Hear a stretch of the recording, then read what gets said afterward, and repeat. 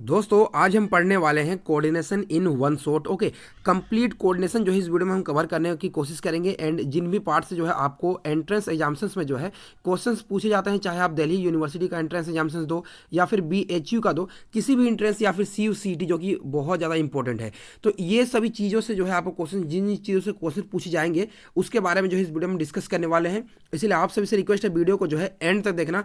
And बहुत चीज़ें जो है इस वीडियो में हम सीखने वाले हैं। तो चलिए आज की वीडियो को हम शुरू करते हैं। तो सबसे फर्स्ट टॉपिक हमारा है वर्नर थ्योरी। मैं बेसिक चीज़ों के ऊपर में नहीं जा रहा हूं बिकॉज हम यहाँ पे वन शॉट में कंप्लीट करने की कोशिश करेंगे, अदरवाइज जो है वीडियो बहुत ज़्यादा लेंदी हो जाएगा एंड आपको जो है बोरिंग लगने लगेगा। इसलिए देखो, सबसे पहले हम बात करते हैं वर्नर थ्योरी के बारे में। तो देखो, सबसे पहले जो है वर्नर थ्योरी 1930 में जो है फर्स्ट इनऑर्गेनिक केमिस्ट्री थे जिन्हें जो है यहाँ पे नोबेल प्राइज मिला था। तो यहाँ पे देखो, वर्नर थ्योरी मेनली आपको जानने की क्या जरूरत है इसमें, primary valency and secondary valency के बारे में। तो यहाँ पे एक मेटल होता है, मेटल के पास में दो टाइप की वैलेंसी होती है जिसे आप कहते हैं primary valency and secondary valency. तो प्राइमरी वैलेंसी क्या होता है? प्राइमरी वैलेंसी होता है आपका ऑक्सीडेशन नंबर ऑफ जो है मेटल का जो ऑक्सीडेशन नंबर होता है उसे आप बोलते हैं प्राइमरी वैलेंसी। एंड उसके बाद में जो सेकेंडरी वैलेंसी होता है उसे आप कहते हो कोऑर्डिनेशन नंबर, यानी मेटल के साथ जितने भी जो कोऑर्डिनेशन नंबर होते हैं उसे आप बोलते हो सेकेंडरी वैलेंसी। एंड ये क्वेश्चन जो है दिल्ली यूनिवर्सिटी में पूछा भी गया है। अब यहाँ पे देखो, इंपॉर्टेंट यहाँ पे क्या है, सबसे पहले यहाँ पे देखो आपको नजर आ रहा होगा CONH3 होल 6 Cl3 कम्प्लेक्स यहाँ पे दिया हुआ है। अब यहाँ पे जो Cl3 दिया हुआ ना, इसे आप बोलोगे प्राइमरी वैलेंसी। अब ऐसा क्यों? बिकॉज जब आप इसे ब्रेक करोगे तो यहाँ पे CONH3 होल 6 3 पॉजिटिव प्लस जो है आपका 3Cl माइनस में ये ब्रेक हो जाएगा। अब यहाँ पे जैसे ही ब्रेक हुआ ना, तो यहाँ पे ये जो कम्प्लेक्स है ये 3Cl माइनस के कारण जो है यहाँ पे मेटल पे जो है 3 पॉजिटिव आ गया। मतलब यहाँ पे जो बाहर में जो प्रेजेंट था वो मेटल के ऑक्सीडेशन स्टेट में जो है कंट्रीब्यूट किया, इसलिए जो बाहर में प्रेजेंट है उसे हम बोलेंगे प्राइमरी वैलेंसी। एंड मेटल का जो कोऑर्डिनेशन नंबर होगा यानी 6 यहाँ पे, वो इसकी जो है सेकेंडरी वैलेंसी आ जाएगी। ओके, तो इस चीज़ को आप यहाँ पे ध्यान देना। एंड ये टॉपिक से आपको क्वेश्चन देखने को मिलते हैं। अब यहाँ पे देखो, primary valency and satisfy by anion. कैसे प्राइमरी वैलेंसी जो है यहाँ पे एनायंस के द्वारा सेटिस्फाई होते हैं। सबसे पहले यहाँ पे देखो क्या है, जो यहाँ पे Cl3 लिगेंड है यहाँ पे बाहर में प्रेजेंट है। तो यहाँ पे देखो, जो Cl3 लिगेंड प्रेजेंट है वो मेटल के प्राइमरी वैलेंसी को जो है यहाँ पे सेटिस्फाई कर रहा है। मतलब यहाँ पे जो है 3Cl माइनस जो है यहाँ पे प्राइमरी वैलेंसी को सेटिस्फाई कर रहा है। अब यहाँ पे हमने क्या किया, एक क्लोरीन को जो है हमने अंदर ले गया। ओके, यहाँ पे देखो एक क्लोरीन हमने अंदर ले गया, तो यहाँ पे फिर भी मेटल का ऑक्सीडेशन स्टेट जो है +3 ही आएगा। अब यहाँ पे क्या है, जो बाहर वाला जो क्लोरीन है ना वो प्राइमरी वैलेंसी को सेटिस्फाई कर रहा है, लेकिन जो अंदर वाला क्लोरीन है वो भी प्राइमरी वैलेंसी को सेटिस्फाई कर रहा है यहाँ पे। यानी बोथ क्लोरीन जो है यहाँ पे प्राइमरी वैलेंसी को सेटिस्फाई कर रहे हैं। एंड यहाँ पे जो है 2Cl माइनस यहाँ पे। ओके, अब देखो यहाँ पे फिर से क्लोरीन को हमने अंदर ले गया। एंड उस केस में भी देखो यहाँ पे जो आपका एक क्लोरीन जो है यहाँ पे प्राइमरी वैलेंसी को सेटिस्फाई कर रहा है बाहर वाला। एंड इसमें जो है कोई भी प्राइमरी वैलेंसी को जो है एनायंस यहाँ पे सेटिस्फाई नहीं कर रहा है। मेनली यहाँ पे जो एनायंस कितने सेटिस्फाई कर रहे हैं उसके बारे में हम यहाँ पे बात कर रहे हैं। अब देखो यहाँ पे देखो क्या है इंपॉर्टेंट, एनायंस जो है सेटिस्फाई करते हैं primary valency and secondary valency both को। जो मतलब एनायंस क्या होते हैं ना, primary and secondary valency both को सेटिस्फाई करते हैं। कैसे? तो यहाँ पे देखो, ये जो कम्प्लेक्स आपको दिया हुआ है CO, देखो यहाँ पे मैं कलर चेंज कर लेता हूँ। ओके, CO एंड यहाँ पे देखो क्या लिखा हुआ है, NH3 होल 5 दिया हुआ है। एंड यहाँ पे Cl एंड यहाँ पे जो है Cl2 दिया हुआ है। अब इसे ब्रेक करो तो कैसे ब्रेक करेगा, CONH3 whole 5 and Cl and यहाँ पे जो है +2Cl माइनस ब्रेक किया। अब ये जो दो क्लोरीन आपको दिया हुआ है ये आपका प्राइमरी वैलेंसी को सेटिस्फाई किया, लेकिन यहाँ पे देखो यहाँ पे जो है आपका यहाँ पे सॉरी ये 2+ होगा। ओके, तो यहाँ पे देखो ये क्लोरीन जो है यहाँ पे जो ये क्लोरीन प्रेजेंट है ये मेटल के ऑक्सीडेशन स्टेट में कंट्रीब्यूट करेगा, बिकॉज यहाँ पे क्लोरीन का -1 होता है। यानी ये क्लोरीन जो है प्राइमरी एंड सेकेंडरी बोथ में जो है आपका यहाँ पे सेटिस्फाई कर रहा है। ओके, अब यहाँ पे देखो एक इंपॉर्टेंट क्या है कि यहाँ पे आप जानोगे जो बाहर जो क्लोरीन प्रेजेंट होता है ना वो आपका कभी भी ज्योमेट्री ऑफ कम्प्लेक्स में यहाँ पे पार्ट नहीं लेता है। यहाँ पे जैसे कि देखो यहाँ एग्जांपल दिया हुआ CONH3 होल 6 Cl3। तो यहाँ पे देखो ये जो बाहर क्लोरीन प्रेजेंट है ये आपका जो है ज्योमेट्री में कभी भी कॉन्ट्रीब्यूशन नहीं कर रहा है। ये ऑक्टाइडल कम्प्लेक्स बोल रहे हो आप, बाहर के क्लोरीन को काउंट करके नहीं कर रहे हो। यहाँ पे देखो एक क्लोरीन जो है यहाँ पे सेटिस्फाई कर रहा है primary and secondary both, because ये एक क्लोरीन को हमने जो है अंदर ले गए, तो ये आपका प्राइमरी एंड सेकेंडरी बोथ को सेटिस्फाई कर रहा है। अब यहाँ पे एक इंपॉर्टेंट बात है, यहाँ पे देखो प्रिसिपिटेट कैसे फाइंड होता है। यहाँ पे देखो ये कॉम्प्लेक्स दिया हुआ CONH3 होल 6 Cl3, जब इसे AgNO3 दोगे ना तो ये जो बाहर वाला जो Cl3 प्रेजेंट है वो 3 AgCl जो इसे यहाँ पे प्रिसिपिटेट कर देगा। एंड यहाँ पे 2 क्लोरीन बाहर प्रेजेंट है तो उसे 2 क्लोरीन को ये प्रिसिपिटेट कर देगा। एंड यहाँ पे एक क्लोरीन प्रेजेंट है तो एक क्लोरीन को ये प्रिसिपिटेट कर देगा। ओके, अब यहाँ पे कोई भी क्लोरीन प्रेजेंट नहीं है तो यहाँ पे नो प्रिसिपिटेट हो जाएगा। अब देखो यहाँ पे क्या समझने वाली बात है, 3 मॉलिक्यूल्स ऑफ AgCl प्रेजेंट हो गया। अब यहाँ पे AgCl जो है 3 मॉलिक्यूल्स ऑफ AgCl का यहाँ पे आप एटॉमिक वेट निकालोगे तो क्या हो जाएगा, AgCl का 108 प्लस 35.5 यानी AgCl का जो वेट होता है 143.5, इसे याद रखना। अब यहाँ पे जो है 3 AgCl है तो यहाँ पे 3 इंटू 143.5, यहाँ पे देखो मैंने लिखा 3 इंटू, ओके, मल्टीप्लाई करेगा तो 430 हो गए। ओके, तो ये 3 AgCl का जो है 430.5 हो गया। अब देखो यहाँ पे कितने मॉलिक्यूल्स ऑफ क्लोरीन यहाँ पे सेटिस्फाई हुए हैं, अगर आप कहोगे तो एक क्लोरीन का जो है यहाँ पे जो आपका एक AgCl है, ओके, उससे आप डिवाइड कर देना 143.5 से। तो यहाँ पे जैसे आप डिवाइड करोगे तो आपका जितना वैल्यू आ गया 3 आ गया, मतलब जितना वैल्यू आ गया उतना ही क्लोरीन जो है आपको यहाँ पे इस कोऑर्डिनेशन कॉम्प्लेक्स से बाहर हुए होंगे। तो आपको एग्जाम्स में जो है कॉम्प्लेक्स के स्ट्रक्चर्स के बेसिस पे आपको क्वेश्चन सब पूछे जाते हैं।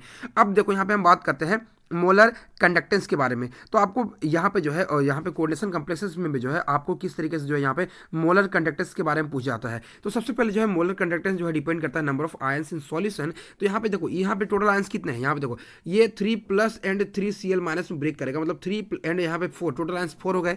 एंड यहाँ पे देखो ये 2 बाहर में है एंड यहाँ पे यानी 3 आयंस हो गए एंड फिर से जो यहाँ पे 2 आयंस हो गए। तो यहाँ पे सबसे ज्यादा आयन इस कॉम्प्लेक्स में, मतलब इसका सबसे ज्यादा जो है आपका मोलर कंडक्टेंस है एंड उसका देन ये कॉम्प्लेक्स का। एंड यहाँ पे देखो इसका 0 आयंस, इसलिए सबसे लोअर यहाँ पे कंडक्टिविटी होगा। एंड आपको जो है यहाँ पे ये क्वेश्चन एग्जाम्स में आपने जरूर देखा होगा। अब हम बात करते हैं अपने नेक्स्ट यहाँ पे वर्नर फर्स्ट कंपाउंड के बारे में। देखो वर्नर का जो फर्स्ट कंपाउंड था ना वो आपका कंपाउंड था ये, ओके, वर्नर का जो फर्स्ट कंपाउंड था CO यहाँ पे था CONH3 होल 4 OH2 होल 3, यहाँ पे जो इस तरीके से कॉम्प्लेक्स है Br6 से। तो यहाँ पे जो कॉम्प्लेक्स था यहाँ पे देखो यहाँ पे क्या प्रेजेंट, देखो ये कॉम्प्लेक्स को आप स्ट्रक्चर ड्रॉ करोगे तो कुछ इस तरीके से ड्रॉ होगा। ओके, कॉम्प्लेक्स जो आपका कुछ इस तरीके से ड्रॉ होता है। ओके, तो इस स्ट्रक्चर को याद रखना यहाँ पे। ओके, तो यहाँ पे देखो कोबाल्ट ऑक्सीजन बॉन्ड देखो यहाँ पे 4 हो गया। ओके, यहाँ पे 4 हो गया, 4 यानी 12 कोबाल्ट ऑक्सीजन बॉन्ड हो गया। एंड यहाँ पे जो है यहाँ पे देखो 4 यानी कोबाल्ट, देखो यहाँ पे एग्जाम से पूछेगा कोबाल्ट एंड ऑक्सीजन बॉन्ड 12 है एंड यहाँ पे कोबाल्ट एंड नाइट्रोजन बॉन्ड जो यहाँ पे 12 होते हैं। तो ये दोनों चीज़ों को जो यहाँ पे याद रखना, एग्जाम में आपको ये क्वेश्चन से पूछे जा सकते हैं। अब हम बात करते हैं अपने नेक्स्ट एंट्री करते हैं यहाँ पे क्रिस्टल फील्ड थ्योरी के ऊपर में, बिकॉज मैं यहाँ पे VBT नहीं डिस्कस कर रहा हूँ, बिकॉज VBT से जो है ज़्यादा बेटर आपका यहाँ पे क्रिस्टल फील्ड थ्योरी। ओके, अब यहाँ पे देखोगे अगर आप यहाँ पर सबसे पहले क्रिस्टल फील्ड थ्योरी में क्या याद रखना है, सबसे पहले जो कंपाउंड यहाँ पे होते हैं इनका कहना है कि वो आयोनिक होते हैं। देन आपका जो है यहाँ पे आयोनिक के साथ साथ जो है यहाँ पे नो हाइब्रिडेशन होता है, नो ओवरलैपिंग होता है। देन उसके बाद में जो है आपका नो कोवेलेंट बॉन्ड होता है। यहाँ पे बॉन्ड कैसे होते हैं, electrostatic force of attraction between metal and जो है लिगेंड के बीच में होता है। अब यहाँ पे देखो लिगेंड आपको दिया हुआ, ओके, तो लिगेंड यहाँ पे देखो पॉइंट चार्जेस वाला होते हैं या फिर पॉइंट डाइपोल्स वाले होते हैं या फिर आयोनिक इंट्रैक्शन वाले। देखो यहाँ पे Mn plus and F minus जो है आयोनिक इंट्रैक्शन वाले हो गए एंड यहाँ पे जो है MnH2O जो है आपके यहाँ पे डाइपोल इंट्रैक्शन वाले हो गए। अब देखो यहाँ पे इंपॉर्टेंट समझने वाली बात क्या है, यहाँ पे क्रिस्टल फील्ड के जो है आप समझो बस एक चीज़, वो क्या है कि स्प्लिट कैसे होता है। तो देखो मैं यहाँ पे शॉर्ट में बता रहा हूँ कि जो स्प्लिटिंग होता है यहाँ पे ना, जो dx² माइनस y² जो ऑर्बिटल्स है वो ऊपर चले जाते हैं एंड dxy yz dxz जो है आपका कुछ इस तरीके से होता है। अब यहाँ पे जो ये बेरी सेंटर होता है, बेरी सेंटर से जब आप नीचे आओगे तो यहाँ पे -0.4 होता है एंड ऊपर की एनर्जी होता है +0.6 डेल नॉट होता है। ओके, इन दोनों वैल्यूज़ को जो है आप यहाँ पे याद रखना किस तरीके से जो है स्प्लिटिंग होती है, ये समझने वाली बात है। अब देखो यहाँ पे नेक्स्ट और इंपॉर्टेंट चीज़ यहाँ पे हमारी क्या है कि क्या क्या फैक्टर्स है जो यहाँ पे जो है क्रिस्टल फील्ड स्प्लिटिंग एनर्जी को जो यहाँ पे अफेक्ट करते हैं। सबसे पहले क्या है यहाँ पे सबसे पहले क्या है ना, नेचर ऑफ लिगेंड्स कैसे हैं। अगर स्ट्रॉन्ग लिगेंड होंगे तो उसकी डेल नोट की वैल्यू हाई होगी एंड वीक फील्ड लिगेंड होंगे तो डेल नोट की वैल्यू जो है लो होगी। अब यहाँ पे स्पेक्ट्रोकेमिकल सीरीज आती है जिसके बेसिस पे आप जो है स्ट्रॉन्ग एंड वीक के बारे में आप यहाँ पे बता सकते हो। तो सबसे पहले जो है यहाँ पे आप देखो यहाँ पे ये क्रिस्टल फील्ड जो है आपका इलेक्ट्रोकेमिकल सीरीज है यहाँ पे इस तरीके से होता है जिसमें CO and NO right side में होते हैं एंड हेलोजन जो है लेफ्ट साइड में होते हैं। ओके, तो इन चीज़ों का आप यहाँ पे ध्यान देना एंड इस इलेक्ट्रोकेमिकल सीरीज को याद करने के लिए जो है मैं एक ट्रिक भी दूंगा आपको, अभी नहीं दे रहा हूँ इस वीडियो में, मैं आपको जो है आगे के वीडियोज़ में प्रोवाइड करूँगा। ओके, अब देखो सबसे पहले क्या है नेचर ऑफ लिगेंड के बारे में हम यहाँ बात करते हैं। तो नेचर ऑफ लिगेंड में यहाँ पे क्या है, अगर यहाँ पे चार्ज है, ओके, चार्ज यहाँ पे क्या है, देखो ये सेकंड यहाँ पे फैक्टर है, पहला फैक्टर हमने देख लिया स्ट्रॉन्ग एंड वीक का। अब जो है हम यहाँ बात करते हैं यहाँ पे, ओके, तो यहाँ पे हम बात करते हैं चार्ज का। तो चार्ज क्या है, यहाँ पे जितना ज़्यादा मेटल के ऊपर में चार्ज होगा ना उतना ही ज़्यादा उसका जो है यहाँ पे सबसे ज़्यादा क्या होगा, उसका CFS यहाँ पे स्प्लिटिंग होगा। तो यहाँ पे सबसे पहले देखो यहाँ पे कोबाल्ट के साथ 2+ है, यहाँ पे कोबाल्ट के साथ 3+ है, तो इन दोनों में किसकी सबसे ज़्यादा वैल्यू होगी, यहाँ पे 3+ वाला का ज़्यादा होगा। यहाँ पे देखो नेक्स्ट क्या है, यहाँ पे आप यहाँ पे देखोगे तो यहाँ पे ओके ये दोनों चीज़ें आपने देख ली। अब 3D 4D and 5D series की बात करते हैं। तो डाउन द ग्रुप जो होता है यहाँ पे स्प्लिटिंग और इंक्रीज होती जाती है। डाउन द ग्रुप जैसे जाओगे तो उतना ज़्यादा स्प्लिटिंग होती जाती है। इसीलिए जो है यहाँ पे देखो कोबाल्ट जो है एंड रोडियम एंड इरिडियम के केसेस में जो है डाउन द ग्रुप जो है यहाँ पे अगर कोबाल्ट का स्प्लिटिंग इतना है तो रोडियम का इतना होगा एंड यहाँ पे इरिडियम का इतना ज़्यादा स्प्लिटिंग होता है। इसलिए ये कोबाल्ट एंड इरिडियम के केस में जो है सारे लिगेंड जो है स्ट्रॉन्ग फील्ड की तरह जो है एक्ट करते हैं यहाँ पे। अब यहाँ पे अगर हम बात करें नंबर ऑफ इलेक्ट्रॉन्स, तो नंबर ऑफ इलेक्ट्रॉन्स के जो है इन्वर्सली प्रोपोर्शनल होता है आपका del naught. Okay, inversely proportional तो है डेल नोट। यहाँ पे जितना नंबर ऑफ इलेक्ट्रॉन ज़्यादा होगा उतना ही कम जो है यहाँ पे स्प्लिटिंग एनर्जी होगी। अब यहाँ पे देखो समझने वाली बात क्या है यहाँ पे कि अगर हम कैसे कहते हैं कि वीक फील्ड कम्प्लेक्स है या फिर स्ट्रॉन्ग फील्ड कम्प्लेक्सेस है तो वहाँ पे पेयरिंग होगी। तो देखो समझने वाली बात यहाँ पे क्या है, जिसका जो है वीक फील्ड कम्प्लेक्स है तो उसकी स्प्लिटिंग कम होती है। अब स्प्लिटिंग कम होती है तो यहाँ पे 3 इलेक्ट्रॉन आ गया तो चौथा इलेक्ट्रॉन इजीली जो है नेक्स्ट ऑर्बिटल पे जा सकता है। लेकिन यही एनर्जी गैप ज़्यादा हो गया तो उस केस में क्या होगा, जैसे 3 इलेक्ट्रॉन फिल हुए तो चौथा इलेक्ट्रॉन जाने के लिए जो है बहुत ज़्यादा एनर्जी आपको यहाँ पे रिक्वायर्ड होगी। एंड इस केस में क्या होता है, आपको क्वेश्चन क्या पूछ जाते हैं ना, जब आपकी पेयरिंग एनर्जी जो है डेल नोट से ज़्यादा होती है तो उस केस में जो है यहाँ पे जो है आपका यहाँ पे क्या होता है, यहाँ पे जो है आपका पेयरिंग होता है। लेकिन पेयरिंग एनर्जी जो है डेल नोट एनर्जी से जो है कम होती है तो वहाँ पे जो है sorry pairing energy del naught से जब ज़्यादा होती है ना तो पेयरिंग नहीं होता है, मैंने उल्टा बोल दिया था, सॉरी उसके लिए। पेयरिंग एनर्जी जब ज़्यादा होती है डेल नोट से तो पेयरिंग नहीं होती है, लेकिन पेयरिंग एनर्जी जो है कम होती है डेल नोट से तो यहाँ पे जो है आपका पेयरिंग हो जाती है। ओके, तो इस चीज़ को यहाँ पे आप ध्यान देना। अब यहाँ पे जो कुछ कम्प्लेक्सेस मैंने लिया है यहाँ पे D1 D2 D3 से जो है मैंने यहाँ पे अरेंज कर दिया है यहाँ पे वीक फील्ड के लिए एंड स्ट्रॉन्ग फील्ड के लिए। तो ये उतना ज़्यादा इंपॉर्टेंट नहीं है, आप यहाँ पे इसे फिलअप करने आपको बहुत अच्छी तरीके से आता है। अब यहाँ पे इंपॉर्टेंट पॉइंट जो है मैं आपको स्पेक्ट्रोकेमिकल सीरीज के बारे में बताता हूँ। सबसे पहला यहाँ पे क्या है 3D सीरीज। ओके, जो भी 3D सीरीज के मेटल होंगे +2 ऑक्सीडेशन स्टेट में प्रेजेंट होंगे तो टिल अमोनिया, जो मैंने आपको इलेक्ट्रोकेमिकल सीरीज दिया उसमें अमोनिया तक जो है यहाँ पे ओके टिल अमोनिया जो है weak field ligand and no pairing होगी। उस केस में जो है कोई भी पेयरिंग नहीं होगा, यानी अमोनिया भी जो है वीक फील्ड लिगेंड तक जो है बिहेव करेगा, लेकिन आफ्टर अमोनिया जो है सारे स्ट्रॉन्ग फील्ड की तरह जो है एक्ट करेंगे। ओके, कोई भी कम्प्लेक्स जो होगा अमोनिया तक जो है यहाँ पे सब वीक फील्ड की तरह एक्ट करेंगे जब यहाँ पे कम्प्लेक्स जो है 3D मेटल का जो है 2+ में होंगे। ओके, अब यहाँ पे नेक्स्ट क्या है, जब 3D सीरीज का जो है सारे मेटल्स जो है +3 ऑक्सीडेशन स्टेट में चले आएंगे तो यहाँ पे कुछ लिगेंड्स को छोड़ के जो है सारे कम्प्लेक्सेस जो है यहाँ पे स्ट्रॉन्ग फील्ड की तरह एक्ट करेंगे। यहाँ पे देखो strong field ligand except iodine bromine chlorine H2- HCN- and sorry azide 3-। Okay, ये जो यहाँ पे अमोनिया जो आपके प्रेजेंट होंगे, सॉरी ये जो आयंस आपके प्रेजेंट होंगे यहाँ पे, इन केसेस में जो है सारे कम्प्लेक्सेस जो है 3+ में जो है वीक फील्ड की तरह एक्ट करेंगे, लेकिन बाकी जो कम्प्लेक्सेस होंगे स्ट्रॉन्ग फील्ड की तरह एक्ट करेंगे। लेकिन एक यहाँ पे केस है एक्सेप्शन, अगर आप कह दो यहाँ पे वाटर केस में क्या है, जो कोबाल्ट है एंड यहाँ पे निकेल 3+ एंड कॉपर 3+ जो है ये तीनों स्ट्रॉन्ग फील्ड की तरह ऐड करते हैं। लेकिन यहाँ पे गौर करने वाली बात ये है कि निकेल 3+ एंड कॉपर 3+ जो है कम्प्लेक्स आपके एग्जिस्ट नहीं करते हैं, इसीलिए कोबाल्ट 3+ के केस में जो है वाटर जो है स्ट्रॉन्ग फील्ड की तरह ऐड करता है। एंड आपको कभी कभार जो ये आपने एक्सेप्शन के रूप में पढ़ा होगा कि कोबाल्ट 3+ के केसेस में जो है सारे कम्प्लेक्सेस जो है स्ट्रॉन्ग फील्ड की तरह एक्ट करते हैं। तो ऐसा यहाँ पे इस कारण से होता है, तो यहाँ पे जो है आप ये चीज़ें याद रखना। ओके, कोबाल्ट 3+ के केस में वाटर जो है स्ट्रॉन्ग फील्ड होता है। ओके, अब नेक्स्ट यहाँ पे क्या है, देखो क्वेश्चन क्या दिया हुआ है, CN एंड CO जो है यहाँ पे एंड NO जो है ऑलवेज स्ट्रॉन्ग फील्ड की तरह ऐड करते हैं। एंड 3D कम्प्लेक्सेस जो है जिनका ऑक्सीडेशन स्टेट जो है +4 से ज़्यादा होता है या फिर इक्वल होता है तो उन केसेस में सारे ही जो है आपके स्ट्रॉन्ग फील्ड की तरह ऐड करते हैं। जितने भी कम्प्लेक्सेस हैं सारे स्ट्रॉन्ग फील्ड की तरह ऐड करेंगे। एंड यहाँ पे नेक्स्ट अगर आप चेक करोगे 4D एंड 5D के केसेस में जो है सारे जो है लो स्पिन कम्प्लेक्स की तरह जो है एक्ट करते हैं। ओके, अब यहाँ पे देखो हम यहाँ बात करते हैं अपने नेक्स्ट चीज़ों केसेस में। तो देखो नेक्स्ट क्या है, क्रिस्टल फील्ड स्टेबलाइजेशन एनर्जी। तो यहाँ पे देखो स्टेबलाइजेशन एनर्जी के लिए अगर आप देखो तो CFSE की जो वैल्यू होती है ना, तो यहाँ पे देखो -0.4 × P एंड +0.6 × Q। यहाँ पे देखो यहाँ पे number of electron present in P मतलब number of electron present in T2G and Q मतलब number of electron present in जो है आपका यहाँ पे EG। ओके, एंड यहाँ पे MP क्या है, पेयरिंग एनर्जी। ओके, ये आपका लो स्पिन कम्प्लेक्सेस के केसेस में होता है। चलिए हम यहाँ पे एग्जांपल देखते हैं कैसे आप CFSE निकालोगे। सबसे पहला कम्प्लेक्स क्या दिया हुआ है यहाँ पे, देखो सबसे पहला कम्प्लेक्स दिया हुआ है D1 कम्प्लेक्स दिया हुआ है। तो यहाँ पे देखो D1 में क्या लिखोगे, T2G में 1 इलेक्ट्रॉन प्रेजेंट है यानी 1 × -0.4 + 0.6 × 0। ओके, यहाँ पे मल्टीप्लाई में है एंड प्लस जो है 0 पे एनर्जी, बिकॉज यहाँ पे क्या है वीक फील्ड, यहाँ पे जो है वीक फील्ड लिगेंड है। वीक फील्ड लिगेंड के केस में ऐसे भी पेयरिंग नहीं होती है, इसलिए पेयरिंग एनर्जी जो है ऑलवेज यहाँ पे 0 हो जाएगी। ओके, तो यहाँ पे -0.4 डेल्टा ओ आ गया। सिमिलरली जो है D4 यहाँ पे देखो हाई स्पिन कम्प्लेक्स, याद रखना हाई स्पिन कम्प्लेक्स है, तो यहाँ पे देखो ऑलवेज पेयरिंग एनर्जी जीरो होगा, बिकॉज हाई स्पिन कम्प्लेक्स में जो है पेयरिंग एनर्जी होगा ही नहीं। एंड यहाँ पे देखो क्या है -0.4 इंटू यहाँ पे 3 इलेक्ट्रॉन प्रेजेंट है 3 प्लस जो है यहाँ पे 0.6 इंटू यहाँ पे 1 हो गया। अब यहाँ पे जब इसे ऐड करो तो -0.6 इंटू डेल नोट की वैल्यू आ जाएगी। ओके, अब देखो D4 जो है लो स्पिन कम्प्लेक्स हमने ले लिया। ओके, लो स्पिन की जब कम्प्लेक्स हमने यहाँ पे ले लिया तो यहाँ पे देखो क्या है, यहाँ पे देखो यहाँ पे D4 यहाँ पे इस तरीके से इलेक्ट्रॉन फिल हो जाएंगे। अब CFS से निकालो तो 4 into -0.4 plus 0 into 0.6 del naught plus MP। अब MP की वैल्यू यहाँ पे क्या हो जाएगी, तो MP का जो वैल्यू होता है ना, मैं आपको बताता हूँ यहाँ पे देखो क्या है, MP का वैल्यू बताता हूँ यहाँ पे।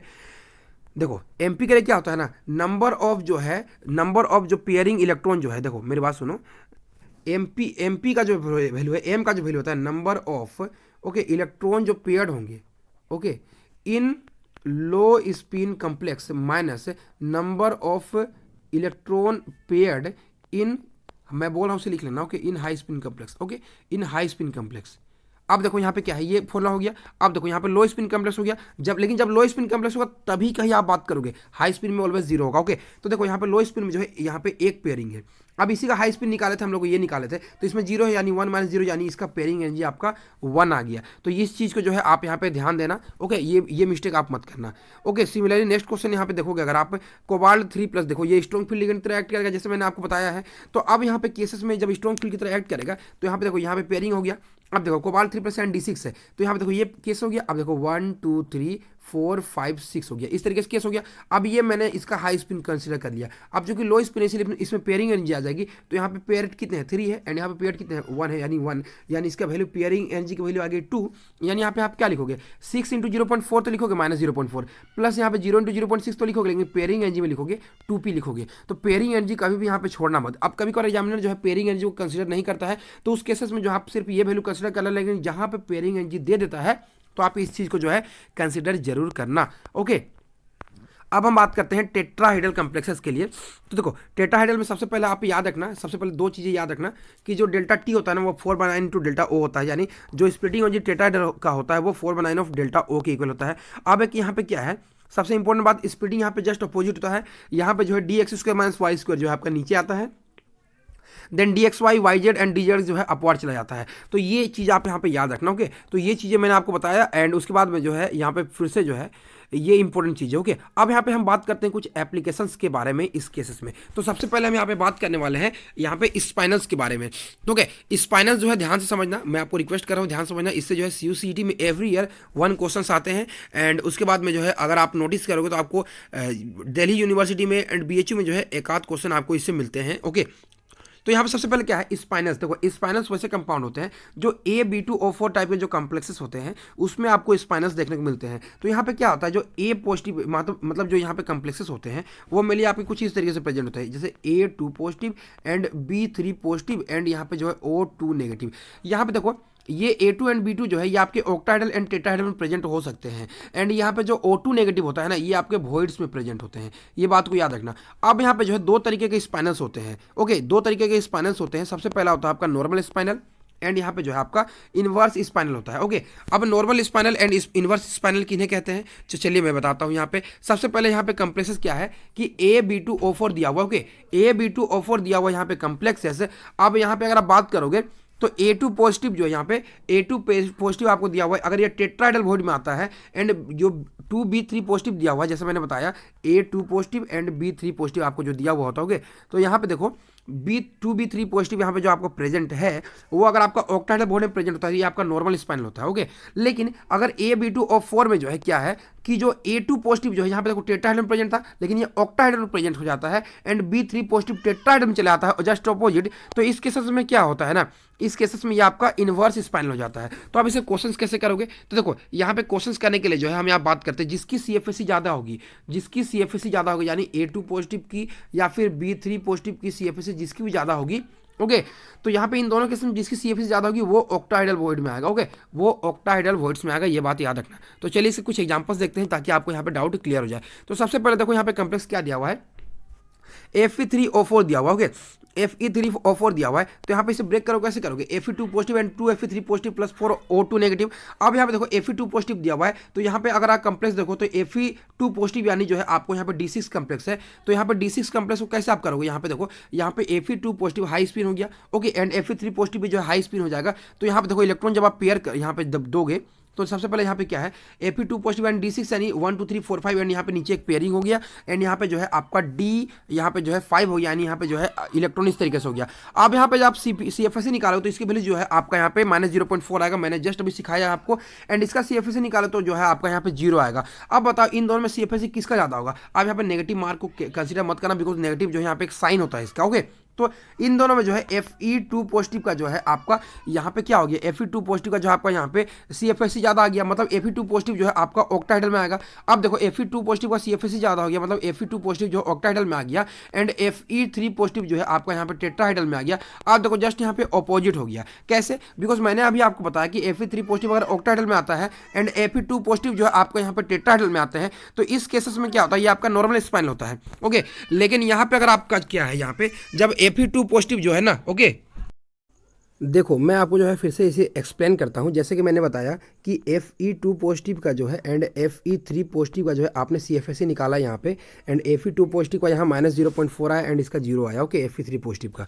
तो इस केस में क्या है, यहाँ पे Fe2 पॉजिटिव वाले का जो है CFSE ज़्यादा है। कहने का मतलब ये है कि जिसका CFSE ज़्यादा होता है वो आपका ऑक्टाहेड्रल बॉडी में आता है। यानी देखो यहाँ पे Fe2 पॉजिटिव वाला अब ऑक्टाहेड्रल में आ गया, एंड जब ऑक्टाहेड्रल 2 वाला आ जाता है ना, तो ये आपका इन्वर्स हो जाता है। जैसे कि मैंने आपको अभी थोड़ी देर पहले यहाँ पे बताया था, आप अगर यहाँ पे ध्यान दिए होगे, देखो यहाँ पे 2 पॉजिटिव वाला जब ऑक्टाहेड्रल बॉडी में आ जाता है तो ये जो है आपका इन्वर्स स्पाइनल हो जाता है, ओके। सिमिलरली जो है हम यहाँ पे नेक्स्ट क्वेश्चन करते हैं। अगर आप यहाँ पे देखोगे CO3O4 कोबाल्ट वाले के केसेस में, तो यहाँ पे देखो cobalt 2 positive and cobalt 3 positive, तो ये एक बहुत इंपॉर्टेंट क्वेश्चन है। यहाँ पे अगर आप चेक करोगे तो यहाँ पे कोबाल्ट 2 पॉजिटिव है D7 एंड कोबाल्ट 3 पॉजिटिव जो है D6 है। तो D7 वाले केस में जो है यहाँ पे आप इलेक्ट्रॉन फिल करोगे तो आपका जो यहाँ पे -0.8 के करीब आपकी वैल्यू आ जाएगी। लेकिन यहाँ पे अगर आप कैलकुलेट करते हो, ओके, D6 वाले में, तो आप यहाँ पे एक ध्यान रखना, जो कोबाल्ट 3 पॉजिटिव होता है ना, उस जब प्रेजेंट होता है तो वो ऑक्सीजन केस में स्ट्रॉन्ग फील्ड की तरह जो है एक्ट करता है, एंड स्ट्रॉन्ग फील्ड होने के कारण जो है यहाँ पे ये लो स्पिन कम्प्लेक्स दे देगा, एंड इस केस में देखो सारे इलेक्ट्रॉन जो है यहाँ पे पेड हो जाते हैं, एंड पेड होने के कारण जो यहाँ पे CFSE निकालो तो 2.4 आ जाएगा। अब यहाँ पे देखो 0.8 यहाँ पे 2.4 में जो है दोनों में से ज़्यादा वैल्यू किसकी है, -2.4 ज़्यादा वैल्यू है, इसीलिए जो है यहाँ पे कोबाल्ट 3 प्लस जो है आपका ऑक्टाहेड्रल में आ जाएगा, एंड कोबाल्ट 2 पॉजिटिव जो है आपका इस केस में टेट्राहेड्रल में आ जाएगा, इसलिए आपका नॉर्मल स्पाइनल हो जाएगा। एंड सिमिलरली जो है यहाँ पे मैं आपको 1-2 एग्जांपल देता हूँ। यहाँ पे NiCr2O4 and FeCr2O4 then CrFe2O4, ये एग्जाम्पल्स आप यहाँ पे करना, इसके जो है मैं आपको यहाँ पे छोड़ रहा हूँ, ओके। अब देखो एक इंपॉर्टेंट बात बताता हूँ, अगर इस तरीके से आपको जो है स्पाइनल दिए होंगे जिसमें जो है CaFe2O4 दिए होंगे, एंड जिसमें जो है नॉन ट्रांजिशन मेटल जो है पहले प्रेजेंट हो गया, यानी Ca2 पॉजिटिव, यानी 2 पॉजिटिव में प्रेजेंट होगा नॉन ट्रांजिशन मेटल, तो ऑलवेज जो है वो आपका नॉर्मल स्पाइनल होगा। एंड यहाँ पे सिमिलरली Mg वाले केस में, लेकिन अगर यहाँ पे जो आपका नॉन ट्रांजिशन मेटल है वो आपके 3 पॉजिटिव में प्रेजेंट होंगे, जस्ट लाइक यहाँ पे निकेल Al2O4, एंड यहाँ पे इस केस में जो है ये नॉर्मल इन्वर्स स्पाइनल होंगे। अब ऐसा इसीलिए बिकॉज देखो जो आपका नॉन ट्रांजिशन मेटल होते हैं ना, उनके CFSE जो होते हैं आपके 0 होते हैं। यहाँ पे अगर आप चेक करोगे तो यहाँ पे देखो कैल्शियम का जो है यहाँ पे CFSE 0 होगा, and with respect to Fe, and Fe का जो है कुछ ना कुछ CFSE तो जरूर होगा, बिकॉज जो है Fe में d ऑर्बिटल प्रेजेंट होंगे, लेकिन कैल्शियम में कोई भी d ऑर्बिटल प्रेजेंट नहीं होंगे। अब इस कारण से क्या होगा ना, यहाँ पे कैल्शियम एंड मैग्नीशियम का जो है CFSE 0 हो जाएगा, इसलिए जो है ऑलवेज आपका यहाँ पे नॉर्मल हो जाएगा। लेकिन इस केस में अगर आप चेक करोगे तो इस केस में आपका क्या हो जाएगा, निकेल एल्यूमिनियम वाला में जो है ये आपका इन्वर्स स्पाइनल हो जाएगा, ओके। अब देखो यहाँ पे एक एग्जांपल और दिया हुआ है, ये एग्जांपल भी आप यहाँ पे इसे देख लेना, ओके। अब देखो यहाँ पे, ओके, अब एक चीज़ बताता हूँ आपको, 2 कम्प्लेक्स है, ओके। अगर मान लेता हूँ आप अलग अलग मेटल आपके प्रेजेंट है, ओके। यहाँ पे अगर मैं आपको दिखाऊँ, शो करूँ, अगर यहाँ पे एग्जांपल है, ओके, तो यहाँ पे मैं आपको एग्जांपल अगर शो करूँ, देखो यहाँ पे देखो NiCr2 वाला में देखो यहाँ पे दोनों ही कम्प्लेक्स निकेल 2 पॉजिटिव है, एंड यहाँ पे क्रोमियम 3 पॉजिटिव है। दोनों ही केसेस में जो है आपका 1.2 आ जाता है CFSE। तो इस केस में क्या करोगे, इस केस में आप क्या करना है, जिसका जो है यहाँ पे हाईएस्ट ऑक्सीडेशन स्टेट होगा ना उसका CFSE ज़्यादा होगा। मैंने आपको ऑलरेडी बताया है यहाँ पे फैक्टर्स में, तो क्रोमियम 3 पॉजिटिव का CFSE जो है आपका इस केस में ज़्यादा हो जाएगा, इसीलिए ये आपका नॉर्मल स्पाइनल हो जाएगा, बिकॉज 3 पॉजिटिव वाला जो है आपका इस केस में कहाँ पे आ जाएगा, ये आ जाएगा ऑक्टाइडल बॉडी में, ओके। तो यहाँ पे आप इन स्पाइनल्स को यहाँ पे चेक करना। अब देखो एसिडिक कैरेक्टर के बारे में बात करते हैं यहाँ पे हम, तो acidic character of aqua complex के बारे में बात करते हैं। तो यहाँ पे एसिडिटी का सिंपली आप याद रखना, चार्ज बाय साइज, जिसका चार्ज बाय साइज का रेशियो सबसे ज़्यादा होगा ना जिस कम्प्लेक्स का, वो उतना ज़्यादा एसिडिक होगा। यहाँ पे लाइक अगर आप देखोगे यहाँ पे 3 कम्प्लेक्स दिए हुए हैं, यहाँ पे सोडियम प्लस में है, Mg2 पॉजिटिव में है एंड एल्यूमिनियम 2 पॉजिटिव में है, तो सबसे कम चार्ज है, मतलब ये तो सबसे कम एसिडिक होगा। एंड इन दोनों में बात करें तो यहाँ पे देखो चार्ज सेम है, तो मतलब अब हम साइज देखेंगे एंड साइज के इन्वर्सली प्रोपोर्शनल है। एंड साइज की बात करें तो एल्यूमिनियम का साइज जो है छोटा होता है with respect to Mg। Okay, तो यहाँ पे एल्यूमिनियम का साइज छोटा है, मतलब इसका चार्ज बाय जो साइज का रेशियो है वो आपका ज़्यादा हो जाएगा। एंड ये ज़्यादा होने के कारण जो है एल्यूमिनियम का जो है एसिडिटी ज़्यादा हो जाएगा।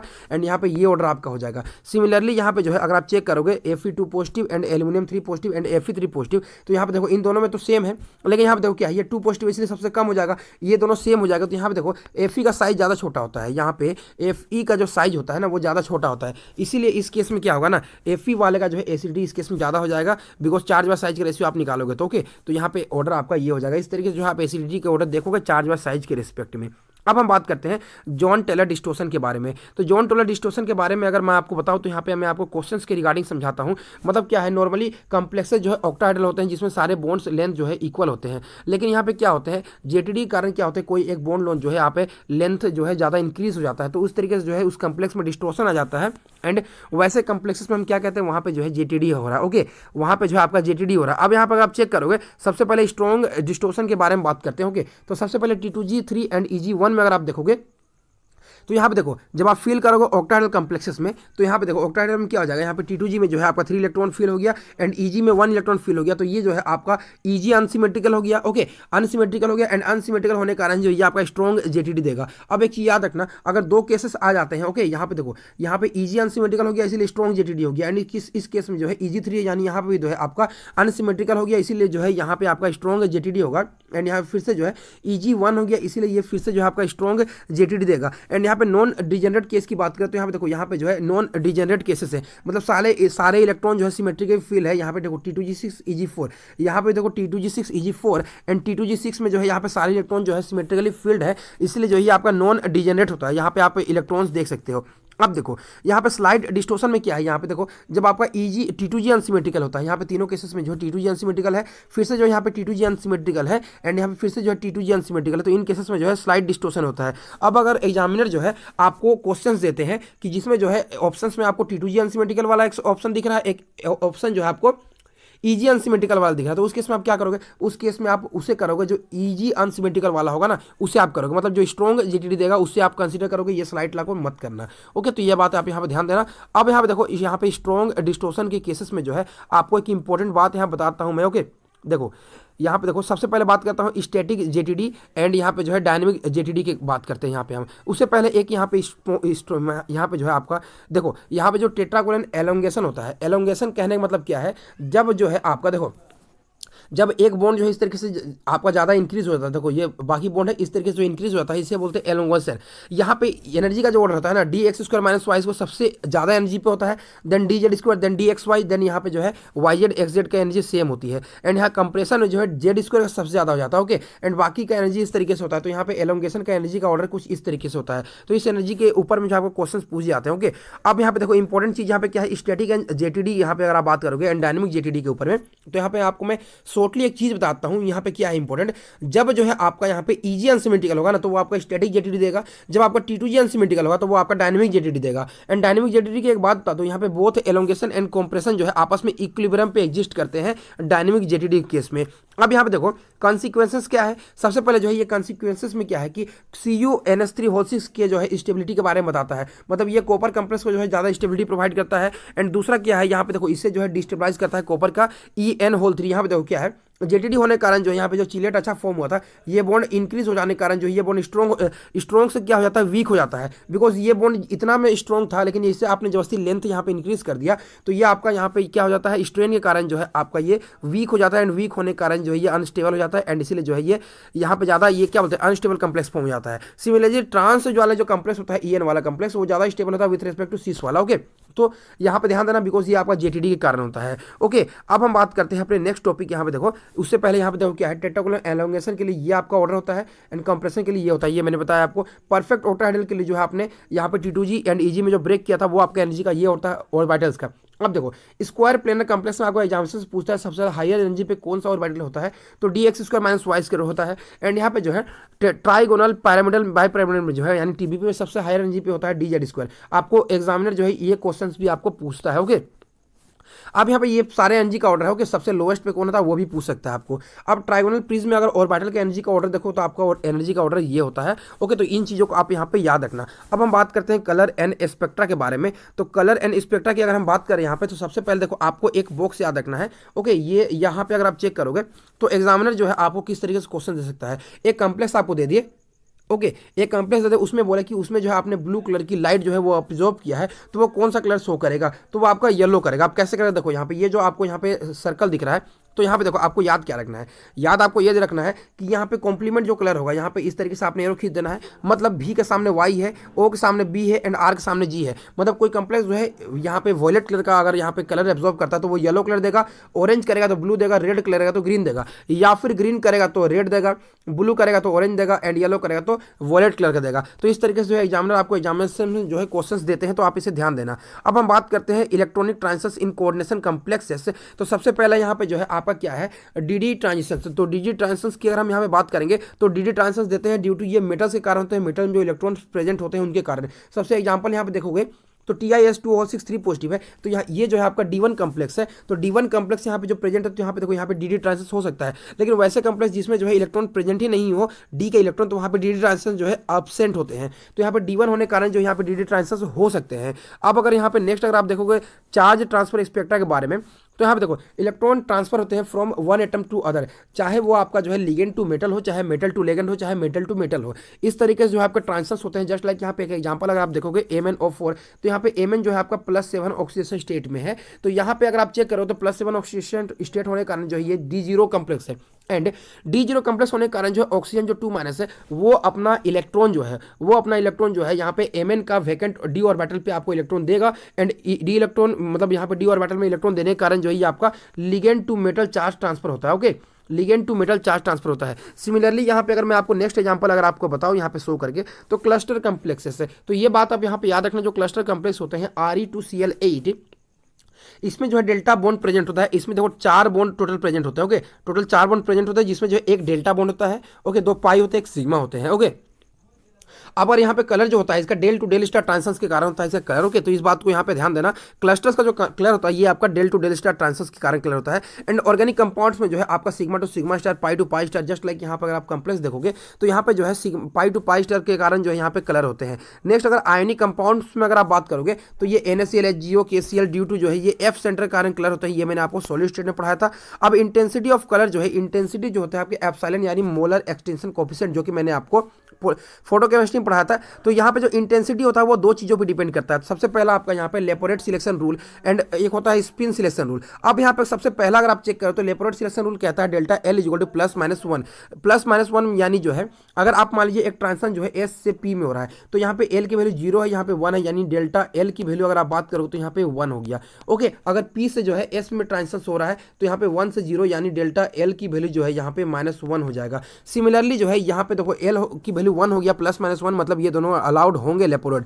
लेकिन अगर मान लो S से जो है D में चला गया यानी 0 से 2 में चला गया, तो डेल्टा L की वैल्यू जो है +-2 हो जाएगी। तो इस केस में जो है लेपोरेट आपका अलाउड नहीं होता है। ये आपका जो है लेपोरेट सिलेक्शन रूल को जो है यहाँ पे आपका जो है फॉरबिडन हो जाता है। ओके, तो यही चीज़ यहाँ पे मेन इंपॉर्टेंट चीज़ थी। अब लेपोरेट पार्टिकल अलाउड कब होता है ये चीज़ जानना आपको बहुत ज़्यादा जरूरी है। ओके, तो देखो लेपोरेट पार्टिकल अलाउड कब होता है, तो सबसे पहला वैसा कॉम्प्लेक्सेस जो है जिसमें जो है कोई भी इन्वर्जन सेंटर ना हो। जस्ट लाइक टेट्राहेड्रल कॉम्प्लेक्सेस की अगर आप बात करोगे तो इसमें कोई भी इन्वर्जन सेंटर प्रेजेंट नहीं होता है। तो इसीलिए ये कॉम्प्लेक्सेस में जो है आपका पीडी मिक्सिंग होता है। क्या होता है, इस कॉम्प्लेक्स में जो है पीडी मिक्सिंग होता है, इसीलिए ये जो है आपका ये पार्टली अलाउड होता है। सिमिलरली अगर ऑक्टाहेड्रल कॉम्प्लेक्स की बात करोगे, यहाँ पे आपको एक कॉम्प्लेक्स दिया हुआ है MnH2O6 एंड यहाँ पे जो है आपको MnH2O6 दिया हुआ, लेकिन यहाँ पे जो है H2O5 एंड एक क्लोरीन दे दिया। तो यहाँ पे देखो इन्वर्जन सेंटर प्रेजेंट है। इन्वर्जन कहने का मतलब यहाँ पे ऊपर गए एंड यहाँ से जो है नीचे आए, लेफ्ट गए, राइट गए एंड आगे पीछे इस तरीके से गए, तो यहाँ पे सारी तरफ से जो है वाटर प्रेजेंट है, मतलब यहाँ पे इन्वर्जन प्रेजेंट है, लेकिन यहाँ पे सारे बॉन्ड इस तरीके से प्रेजेंट है। लेकिन जब हम यहाँ पे वाटर केस में इधर गए एंड उसके बाद जब हम इधर जाते हैं ना, तो हमारा वाटर के अपोजिट में जो है क्लोरीन प्रेजेंट है, मतलब यहाँ पे इन्वर्जन सेंटर प्रेजेंट नहीं है।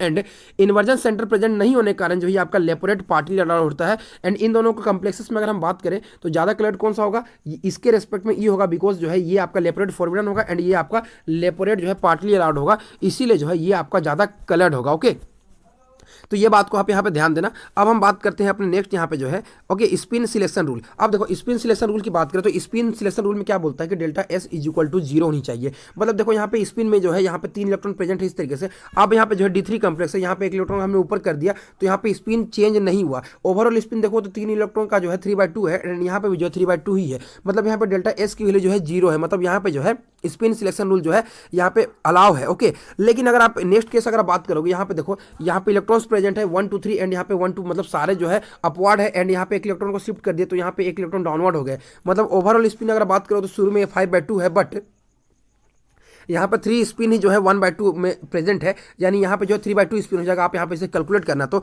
आप यहाँ पे डेल्टा एस की वैल्यू कैलकुलेट करना, तो यहाँ पे जो है 0 के इक्वल नहीं आएगा, -1 के इक्वल आएगा। अब ये होने के कारण जो है यहाँ पे लेपोरेट जो है ये स्पिन जो है फॉरबिडन हो जाएगा। ओके, तो इस बात को आप यहाँ पर ध्यान देना। अब एक इंपॉर्टेंट बात यहाँ बता दो कि एक कम्प्लेक्स जो है, मान लेते हैं 2 कम्प्लेक्स दिया हुआ है, एक कम्प्लेक्स जो है आपका लेपोरेट अलाउ है एंड दूसरा कम्प्लेक्स जो है स्पिन अलाउ है, तो इन दोनों में से ज़्यादा कलर कौन सा होगा, तो ऑलवेज याद रखना स्पिन वाले को जो है ज़्यादा प्रेफरेंस देना। जो कम्प्लेक्स जो है स्पिन अलाउड होगा ना वो प्लस ज्यादा कलर्ड होगा विद रेस्पेक्ट टू लेपर्ड। ऐसा क्वेश्चंस आपको एग्जाम्स में देखने को मिलते हैं। तो स्पिन का जो है स्पिन जो है ना, स्पिन को आप ज्यादा यहाँ पे देना preference with respect to Laporte. Okay, तो इस चीज को आप यहाँ पे ध्यान देना। ओके, अब हम बात करते हैं अपने नेक्स्ट चीज के बारे में। ओके, नेक्स्ट चीज देखो हमारा क्या है यहाँ पे, ligand to metal charge transfer spectra. तो ligand to metal charge transfer spectra कब हो सकता है, जब जो है लिगेंड जो है should be electron rich, ligand जो है इलेक्ट्रॉन रिच होना चाहिए एंड मेटल जो है इलेक्ट्रॉन डेफिशिएंट होना चाहिए, और मेटल जो है आपका +-3 ऑक्सीडेशन स्टेट से जो है ज्यादा प्रेजेंट होना चाहिए। जस्ट लाइक यहाँ पे MnO4- CrO4- एंड ReO4-। यहाँ पे तीनों ही कम्प्लेक्स देखो तो ये +7 में प्रेजेंट है, ये +6 एंड ये आपका जो है +7 में प्रेजेंट है। एंड यहाँ पे जो है यहाँ पे Man जो है D0 कम्प्लेक्स है एंड D0 कम्प्लेक्स होने के कारण जो है ऑक्सीजन अपना लोन पेयर देगा, यानी LMCT होगा। इसके बारे में मैंने ऑलरेडी बहुत अच्छी तरीके से पढ़ाया आपको चार्ज ट्रांसफर स्पेक्ट्रा के बारे में, आप जाकर देख लेना। ओके, डिटेल में। ओके, यहाँ पे क्रोमियम यहाँ पे जो है 6 पॉजिटिव है यहाँ पे एंड यहाँ पे भी जो है D0 कम्प्लेक्स है एंड यहाँ पे ऑक्सीजन अपना लोन पेयर देगा, यानी यहाँ पे भी LMCT होगा एंड यहाँ पे फिर से जो है Re जो है +7 में, मतलब यहाँ पे जो है LMCT होगा। सिमिलरली जो FeO4- Cr2O7 एंड TiCl6 ये सभी कम्प्लेक्सेस में आपके ये होते हैं। ओके, एंड यहाँ पे जो है ओके एंड हम बात करते हैं अपने नेक्स्ट यहाँ पे बात करते हैं, तो यहाँ पे MlCT के बारे में अगर हम बात करें तो मेटल टू लिगेंड, मतलब मेटल जो है यहाँ पे इलेक्ट्रॉन रिच होना चाहिए एंड मेटल शुड भी जो है लो ऑक्सीडेशन स्टेट में होनी चाहिए, लाइक -1 0 +1 +2 ऑक्सीडेशन स्टेट में होने चाहिए। एंड लिगेंड जो है शुड भी इलेक्ट्रॉन डेफिशिएंट होने चाहिए एंड लाइक जो है पाई एक्सेप्टर होने चाहिए।